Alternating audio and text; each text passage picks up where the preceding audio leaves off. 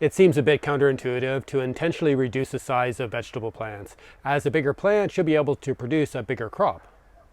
But the way we often grow fruiting crops like cucumbers, tomatoes, as well as courgettes or zucchini, this regular pruning of the older leaves and any side shoots seems to really help get a better crop.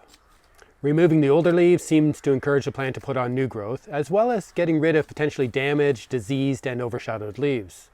It also allows more air and sunlight into the base of the plant, reducing the humidity, which will hopefully help reduce rot and other diseases.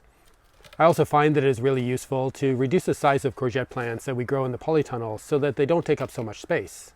And we are combining this pruning of the older leaves with training the plants vertically by tying the main vine to a bamboo cane fixed to the top of the polytunnel structure.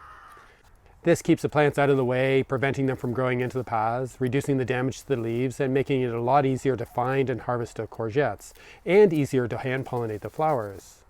And I think this pruning and training is even more useful this year with the plants that we are growing in the large grow bags, not just because it reduces the weight of the plant, making it easier to keep vertical. I also think it reduces the potential water stress for the plants, as fewer leaves means less water needs to be extracted by the plant roots from the limited volume of growing medium in the grow bag. I'm not sure if there is an ideal number of leaves to keep in a plant or how frequently to do this pruning. That's something I'd like to explore, but the usefulness of this pruning and tying does depend in part on the variety of courgette. One variety we are growing was apparently bred specifically for growing in containers and is significantly smaller and more compact than the others and could probably grow quite well without intervention.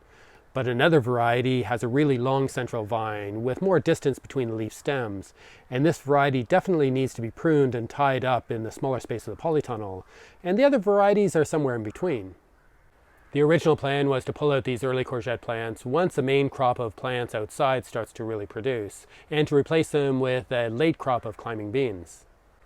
But it would be interesting to leave a few of these courgette plants in the grow bags to see how tall they will grow with this method of keeping them pruned and tying them up, to see how long we can keep these plants producing.